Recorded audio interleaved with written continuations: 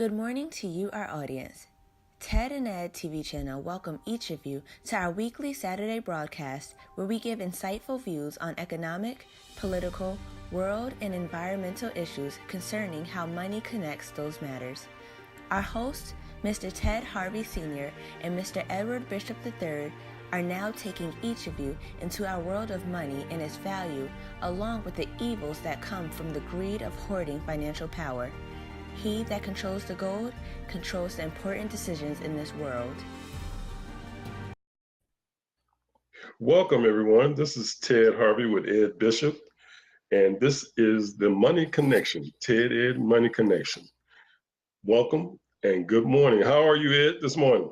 Oh, man, I am doing great. I'm looking forward to our podcast this morning, and I hope our audience is well enlightened as to what we have today. And we have some very good topics to talk about. Some are very sensitive and some are informative. So we can get this podcast started. Well, a number of topics that we have, but just to let you know, we have two new segments that we're going to cover later on today. One is what we call is the Big Connection, and I call it Believing in God Connection.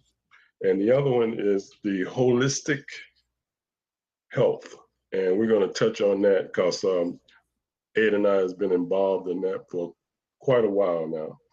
And but one of the topics that I want to start off with is Wall Street. What's going on with Wall Street, Ed? Well, Ted, our Wall Street, which is formerly known as the stock market to us people who are poor, I consider myself one of the 49% or 47% that they talked about in 2012 when we had the election going on. And, and everybody was running around, and Romney was saying, well, they were the 47%. Those are the people that we look down upon. Well, we're part of that 47%. And, absolutely. And we are the ones who don't have a lot of money, but we are some people and stuff out there are looking to invest their money into the stock market, invested by using their 401ks or investing their money into different companies and stuff that they know are going to be very, very profitable, because anytime that we have money, we don't want to lose it because it's hard earned. And right now, today, the stock market has sort of changed since 2008 when we had the crisis that was going on with those big losses and stuff there from some of these huge companies that were too big to fail. Well, since that time, the stock market has exploded. We've gone from what, 16,000 to 15,000 on the stock market now, and we had 23,000, and some people are expecting that thing to hit 30,000 sometime in 2018. Well, I don't know if it's going to be that quick, Ed. I mean, I'm expecting it to go 30,000, but it's not going to be that quick. It won't be that quick. Oh, okay. No. that would be phenomenal. I mean, if it went that high in just 1 year, we went from just 18 when President Obama left. I mean, he was a little bit more than 18,000, and now it's almost 23,000. Well, so yeah, he hasn't left office too long ago. He's only been gone for what, 1 year now? Yeah, and it's gone. It's shooting up very quickly. But the phenomenon of it is, why is it shooting up so high? And how should our viewers look at Wall Street today? How do we invest in Wall Street today? Where should we put our money at today? Those are some of the things I'm pretty sure that a lot of people out there who do have a few dollars and stuff to invest for their retirement should be looking at. And it is a very sensitive situation, because if you happen to put your money into the wrong instrument, then you can lose all of your money, and you'll be out there wondering where your money is at, because it's almost like going to Las Vegas and putting your money into the slot machines. You don't know what's going to happen. But Wall Street and stuff has increasing and everything, and we need to figure out a way how we can use it to bring about income to make our lives a little bit better in our later years. So, Well, that's true. And one of the things that we're going to do is we're going to expand this Wall Street conversation and basically have about 5 or 6 steps that people can do, or 5 different ways that they can invest in Wall Street. And we can have that conversation. yeah, but But it's pretty intense. I hope people Pretty out there intense. know that we are concerned and stuff about their financial help, because this is the money connection, and the Wall Street is involved in money. So we're looking to continue to let our audience and stuff know that we are looking at ways, solutions for them to make money, and Wall Street is one of them. That's true. And one of the things about Wall Street is that it's a capitalist entity. They sell profit. They sell goods and services for a profit. Mm-hmm. And capitalism in this day and age is really pretty much a dirty word to a large degree, because it's just you heard about the 1%er, correct? Mm-hmm. That 1%, they own over half of the money. They have the value, the available money that they have is insurmountable.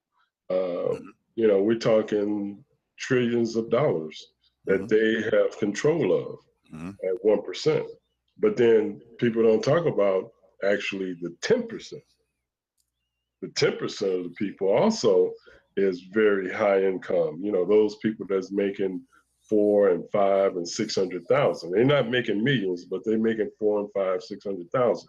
Those are the people that can invest and buy large sums of property. You hear people buying $2 million, $3 million properties. That right now is about the average for the 10%ers. But then you have these 1%ers, they're buying $40, $50 million houses, and some of them in 2 and 3 locations. These are the multi-millionaires and billionaires. So capitalism is strong for a lot of people, but most everyday working people nowadays, they'll be working for household income 40,000, 50,000, 60,000, 70,000. And those are pretty much everyday people. Get up in the morning, go to work, come back home, take care of their kids and what have you. So where do they have that disposable income to invest in the stock market? Because if they're not doing it on their job in the 401k, they're going to have to work a part-time job to make extra money. So one of the things that is available to a lot of people, but it's a long-term condition. If you have a mindset of investing in the stock market and you're in the age bracket, you can do it at any time, obviously, and you're in your 20s or 30s and you invest in a few stocks that you use, that's one of the things that you do. If you go to McDonald's 3 or 4 times a week, you need to invest in McDonald's, because McDonald's is gonna make you some money. Because 25 years ago, McDonald's was stock was only $29. Now it's over $120. I think it is right now. I haven't checked recently, but it's over $100. So you think if you invested in 20 years ago, invested in McDonald's, you would have a profit going on because you bought 10 shares of McDonald's.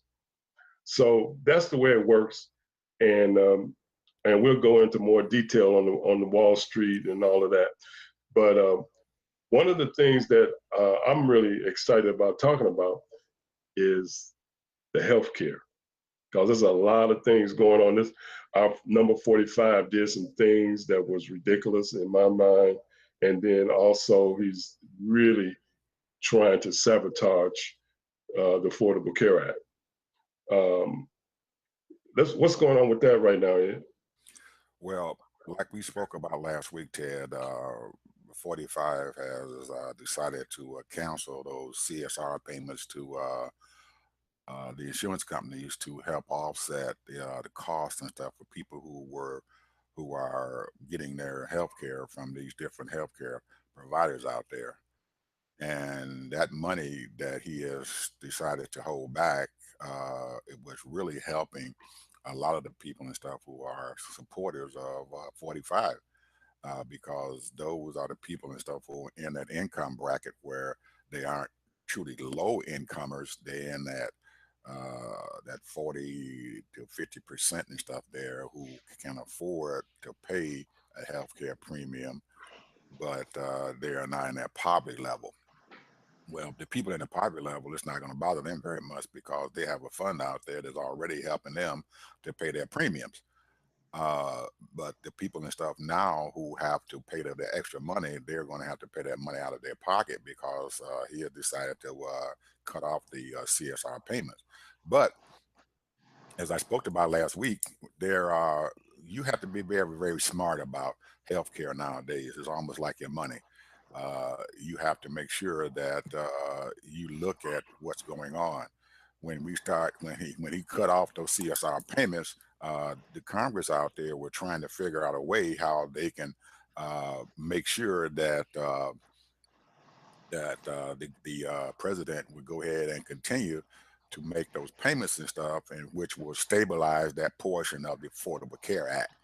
And so far, Trump has given mixed signals and stuff as to what he was going to do. Is he going to support the process, the budget process that the Senate was going through, or was he not going to support it? And this past week, he's given the public mixed signals. He supported it, and then he turns around 2 hours later, and he's not supporting it. And then he turns around and says, no, we're going to kill the Affordable Care Act completely. We're not going to do anything with it. So it looks like we cannot depend upon 45 to help stabilize this healthcare market. But we also want to make sure that our audience and stuff know that the healthcare enrollment starts next month, November the 2nd, and it ends on December the 15th. This is where you can go out and you can enroll into healthcare. Well, even though 45 is trying to destroy the Affordable Care Act, the healthcare, you still need to go out there and enroll in healthcare. And he's cut the budget for telling people where to go to find out about enrolling in healthcare.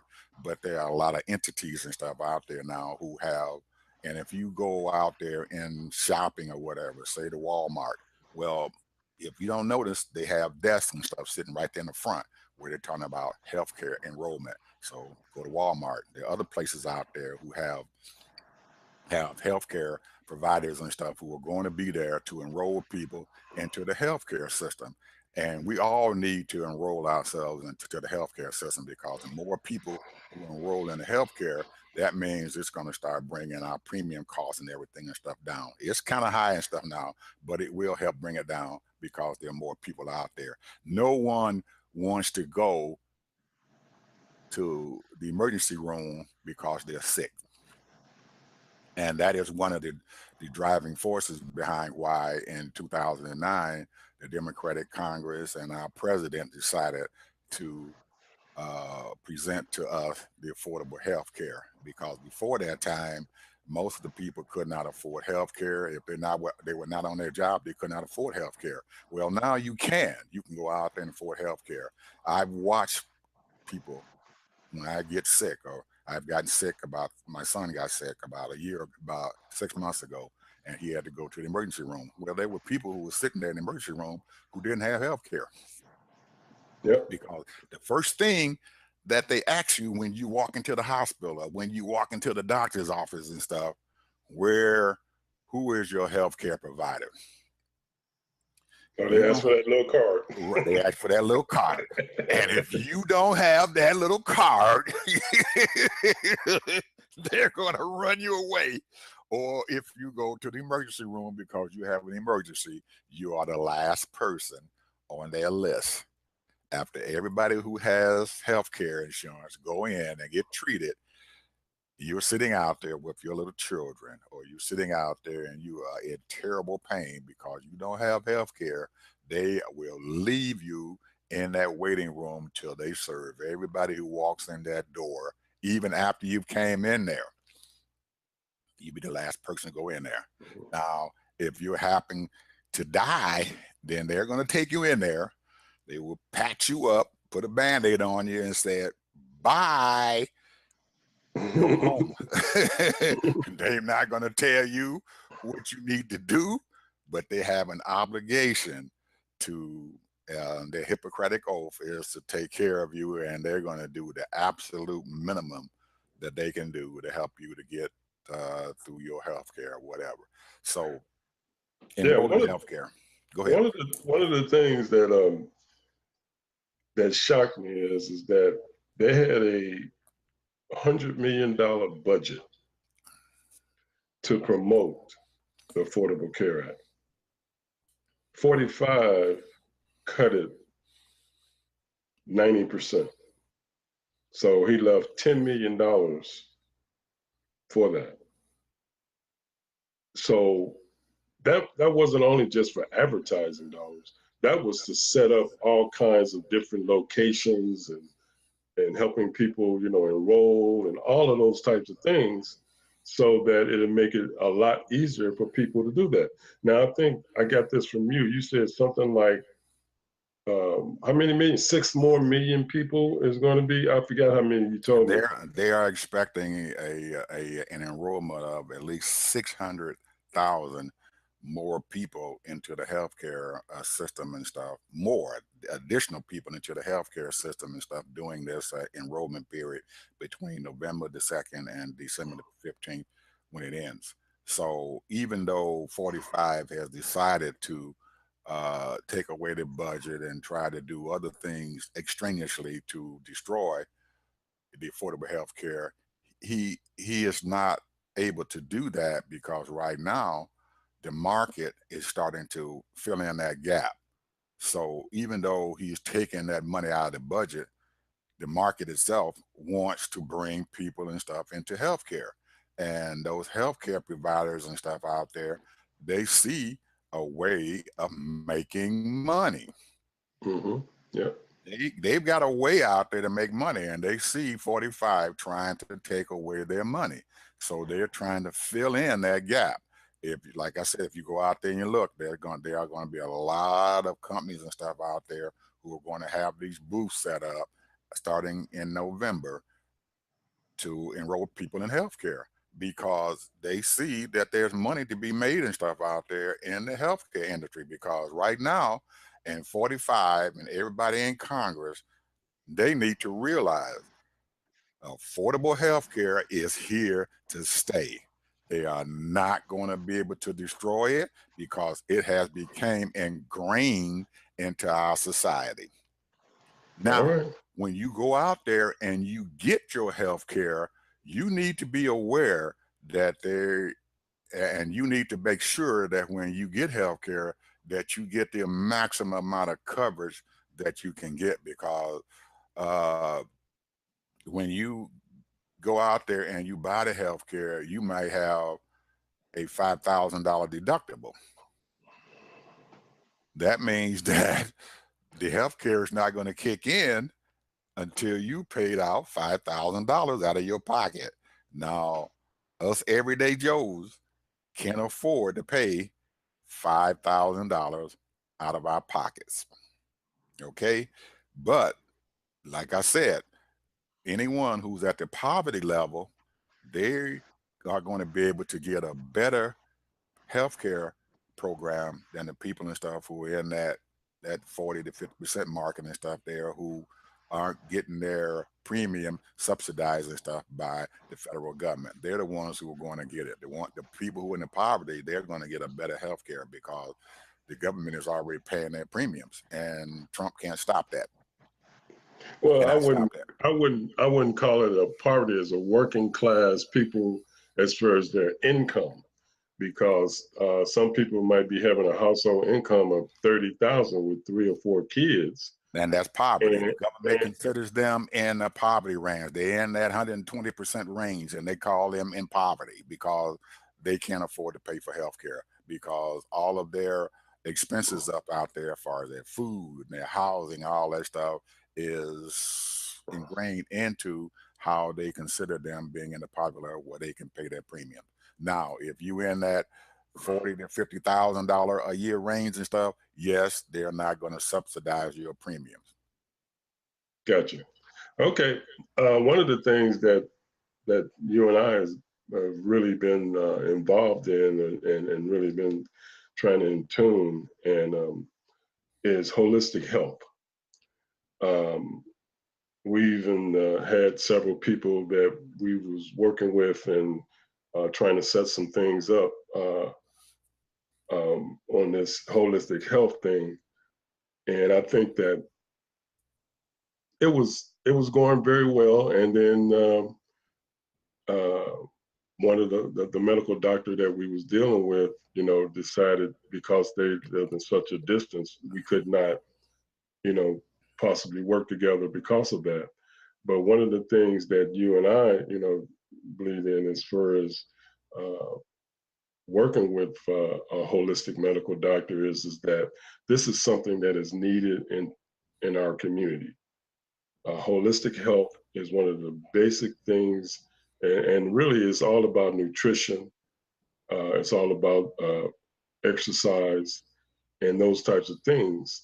And so we're actually been for the last, I would say 6 months or so, looking for the right person. And I'm just putting it out there. We're looking for holistic medical doctors that we can work with. We have a program right now that is available. We've got it all laid out how not only you can help people, but you can also make money. You can bring in more clients to your clinic or your office, and we would love to have some people that whoever, if you're listening to this program, if you know a medical doctor who is a holistic medical doctor, have them contact us. We would appreciate it, because we have an excellent program, because we want to put retreats together where we can go into communities. We want to put together some things where we can have what we call is holistic foods and that type of thing. Because in my understanding, I mean, diabetes is going rapid in our community. Cancer is going rapid in our community. All kinds of different diseases that's going around.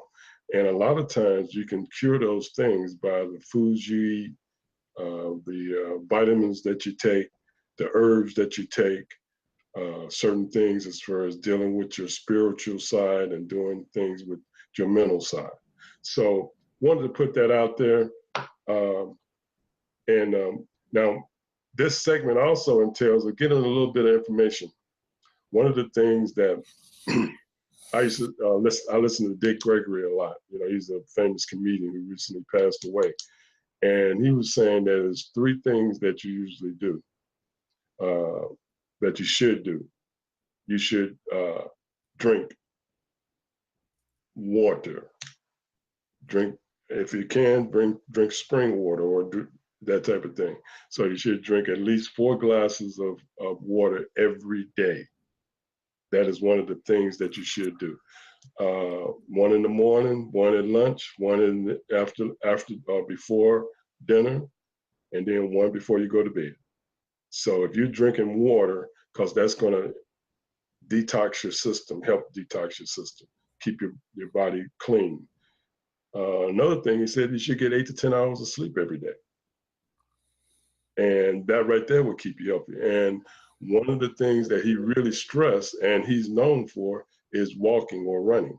Walking is one of the best things that you can do the first thing in the morning. You walk, and you know, even if it's for 20 minutes, all it takes is 20-minute good, brisk, fast walk. So that's my segment for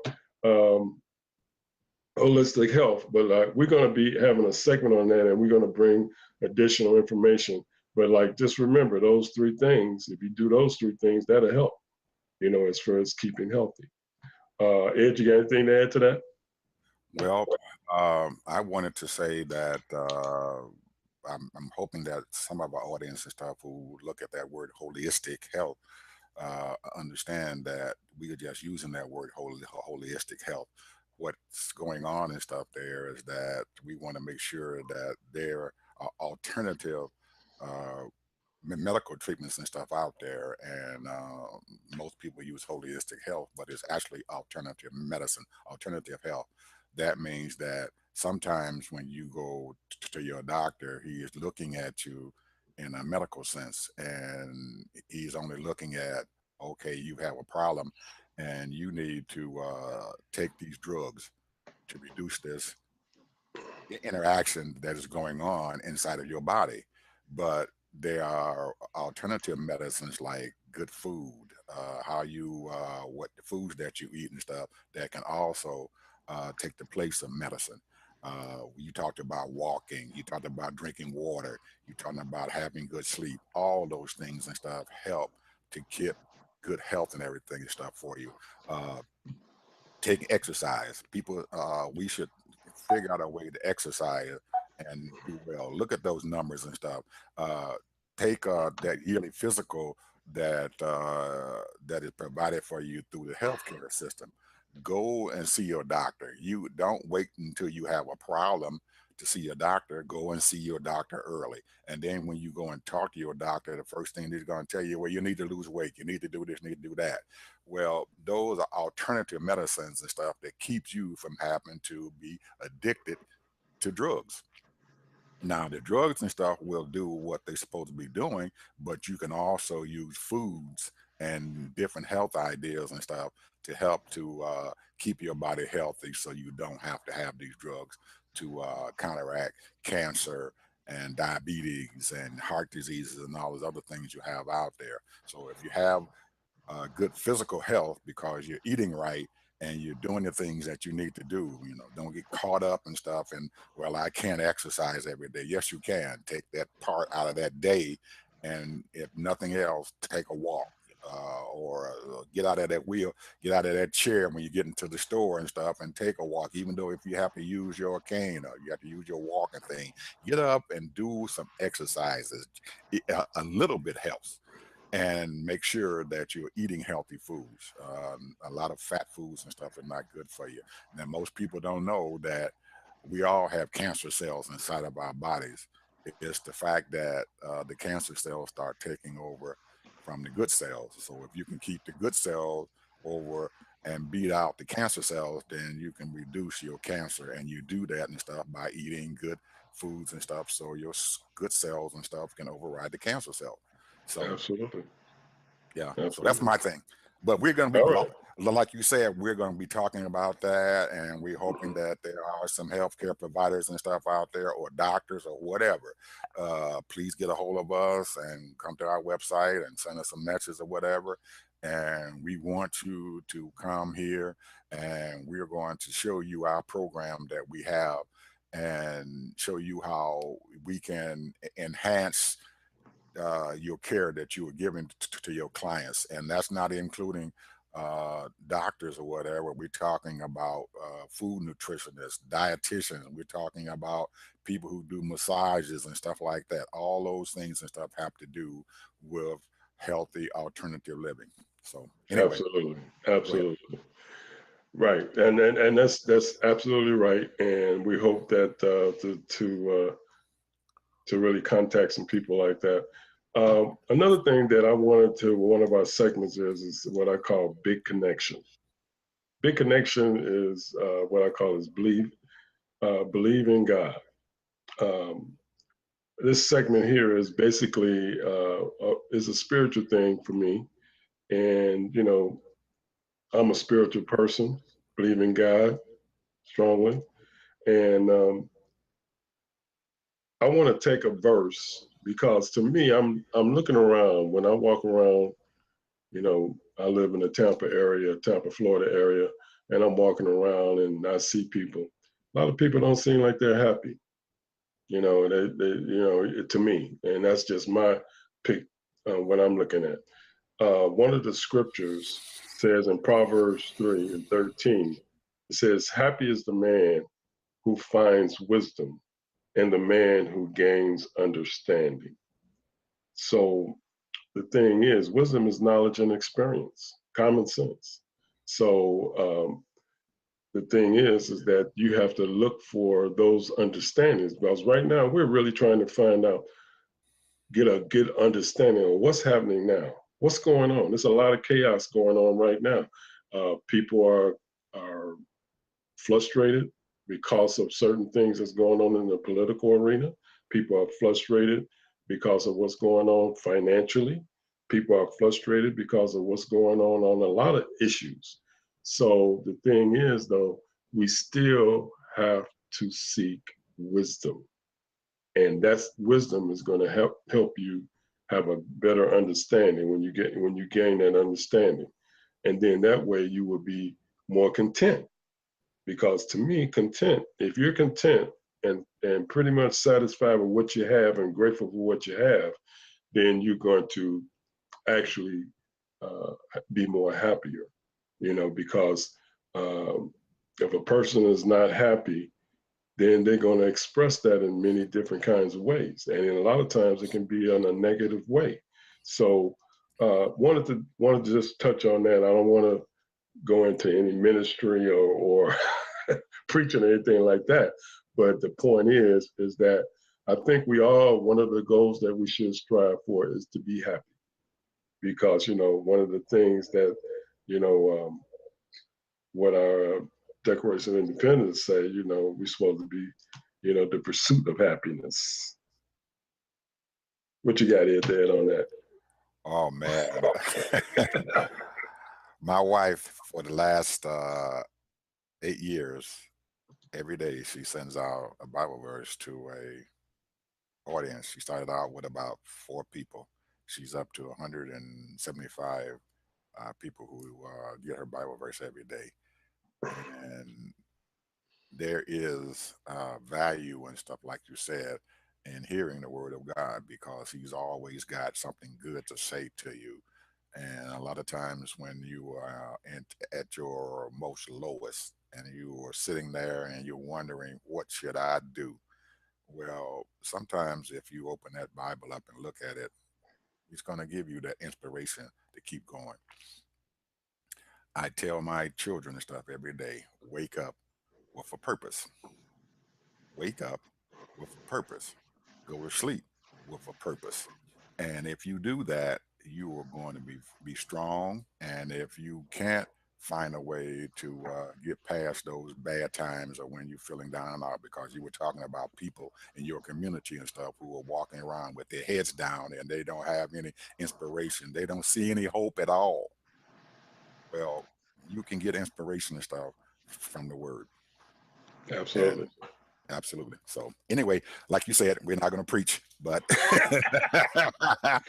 I get my daily word every day from my wife, and she reads her Bible and stuff every morning. I don't bother her when she does that, because I know she has a group that is waiting on her word to come out.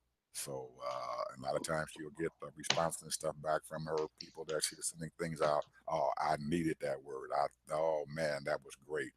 It got me going again today. So God looks out for his people, and I would tell everybody, if you're aspirated with our 45, I believe that this is going to come to pass, and we're going to be okay. You believe, you said not come to pass, but this will pass. This will pass. This will pass. This will pass. Yes. So yeah, all right. Well, one of the things that that we've experienced on the airways, and I don't want to bad mouth people. I don't like doing that. I don't like talking about people in a negative way, but there was some things said on the air. We recently had a military person that had gotten killed LA David Johnson, and he received his wife received a call from 45, which was not very flattering. And it made her cry because 45 didn't even know his name. And it was a big stink about it, really, to be honest with you, because one of the representatives who happened to know and help raise this young man was right there in the car listening. And she heard something that she didn't like. And she saw the young lady, Mr. Johnson's wife, crying and saying he didn't even know his name. She was hurt. And when she got out of the car, news people was all around her. And she said what she said.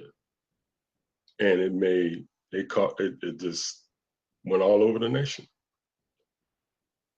And I guess people misunderstood what Representative Wilson was saying, because all she was saying is that the man was not sensitive. 45 was not sensitive to her because he made her cry.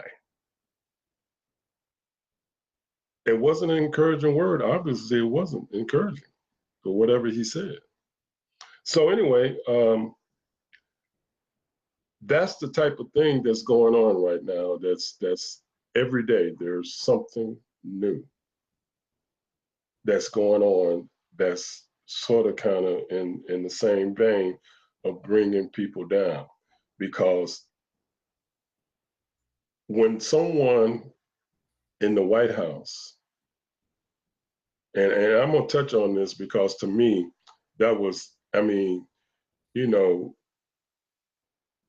call someone a negative name. And a person that is prominent in the community, a person that has served the community, a person that has run for office, and then you call that person an empty bucket, who happens to be black, an empty barrel, and who happens to be black. Did you see, by the way, Ed, did you see Larry McDonald, what is his name? Lawrence McDonald show when he spoke on that? Well, Lawrence O'Donnell. Yeah, Lawrence O'Donnell. He spoke on that about the following day after it had happened. Yes, I heard. And that was amazing how he broke that down, the comparison from Representative Wilson to General Kelly. That was amazing. And then you sort of kind of understood what he was saying. And we're in that age group, we know what those terms mean. So the thing is that what I'm saying is that when you have people in high office, and I pray for people that's in high office, our senators, our congressmen, our judges, and all of those types of people, you expect them to be righteous people, just people. That's just my opinion. That's what I expect. I expect them to be just people, giving justice and doing the right things for the country and for every human being. You don't come out and you just call someone in that type of situation and people are hurting and you call them names or you disrespect them, that type of thing. So now that's my feeling on that. I don't want to belabor. I talked about it for about 3 or 4 minutes. What you got to say about that, Ed? Well, Ted, this has been a very, very touchy subject for me. And it all started out with 45. Mm-hmm. And it shows his insensitivity that he has shown this nation for as many years that he has been out there involving himself in politics. The lack of compassion that he has shown, um, especially women and stuff in this country, and the fact that he did what he did, I guess, is not surprising to me. But what is really hurting about this whole thing is that there was a woman there whose husband gave the ultimate sacrifice to this country, his life. And for our president, who is the commander in chief, to show that insensitivity toward her during her lowest moments.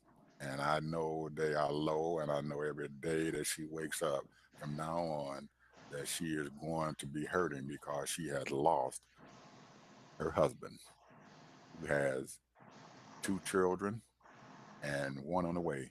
And he will never look into the eyes and stuff of that child who is inside of his wife right now. And to have the White House chief of staff to get up and do what he did in a national press conference is just another form of insensitivity. And I think, as a general, those are his men that that he led and stuff all those years that he moved up through the ranks and stuff of the military. And to come out and say what he said is I don't believe that he really looked at what he was doing. I really don't believe that he understood what he was doing.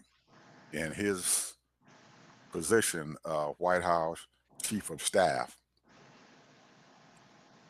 you are speaking, I understand, for the president.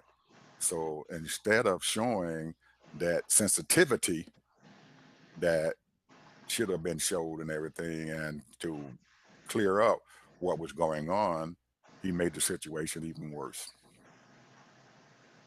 Yep. Because Congressman Wilson was being denigrated and stuff by him. He did not understand totally the role that Congresswoman Wilson was playing during this whole thing. She was speaking for Maisha. That's right. Maisha could not speak. She was speaking for her, letting the country and the president know that what he said was insensitive.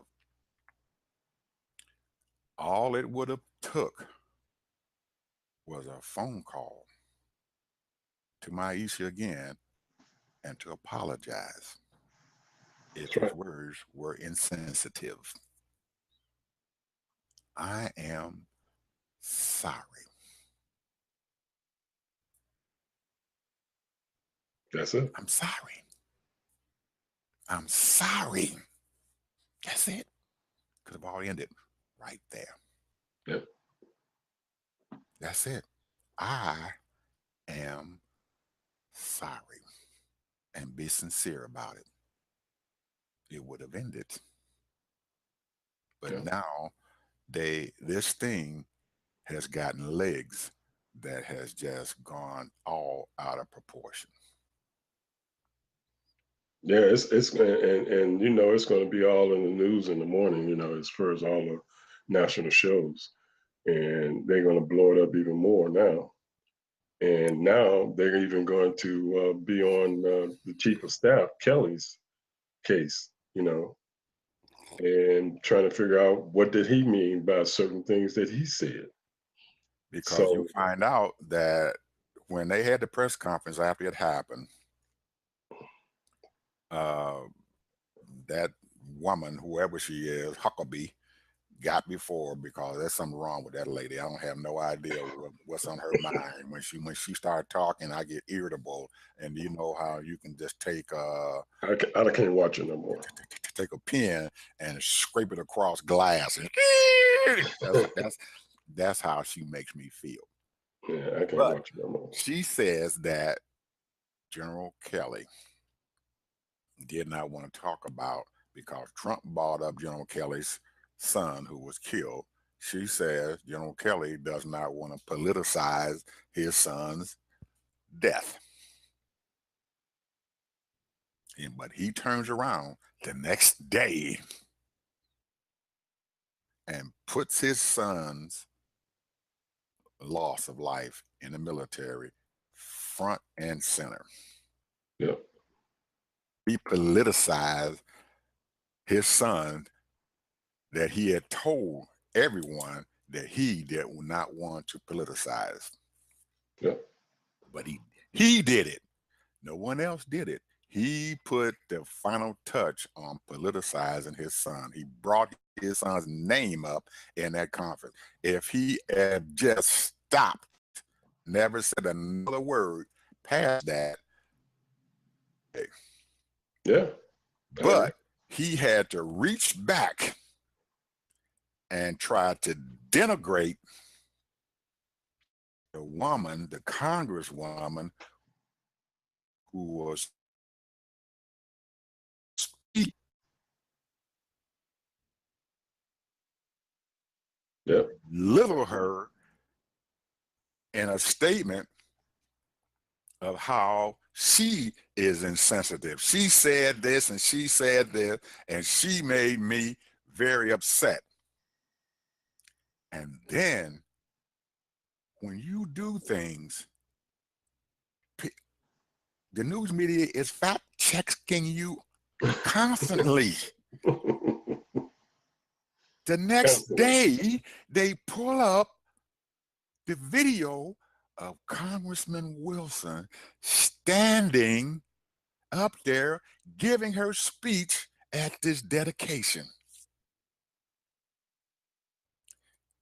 Everything that he says did not happen. That's right. It's a video. It's a video out there. And she explains to the audience where it came from. As the day before that she patted herself on the back because she got $10 million. She called Obama up and he got the money and everything to her. She never said anything like that. How stupid and insensitive can you be? Yeah. That was stupid. So I guess what has gone on now in the White House, the stupidity is just rolling off of 45, and it's affecting like a disease, just like a plague, everybody around him. Yeah. Yeah. General Kelly's credibility as a person of high caliber has just took the biggest hit that he could have ever done by trying to protect someone who doesn't deserve to be protected. Absolutely. I agree. So with that note, we'll see what's going to happen over the weekend and the rest of the weekend. And I know it's not going to be good, because we know that Representative Wilson probably will be on 2 or 3 shows this weekend. And absolutely. Yeah. And the fact, Ted, and I want to make sure that our audience know that there were 3 other young men and stuff who also died and stuff in that particular skirmish that happened over there in Niger, Africa. And we cannot forget about those other 3 gentlemen, even though LA David Johnson was forgotten about and left for 2 days over there in the jungle or in the desert or wherever he was found at. And they finally went back and got him. And his wife cannot open his casket up because they're saying that his body is such a tather that he cannot open it. She cannot even look her husband in the face. They have a service today there in Florida. some people and stuff out there do have some sensitivity and stuff about what the heck happened, but I don't know where our White House and stuff is at in this whole daggone thing. He's just like an old dog or whatever. He just defecates and steps in it, defecate and step in it, defecate and steps in it. and now his chief of staff as Jeff did the same thing. Yep.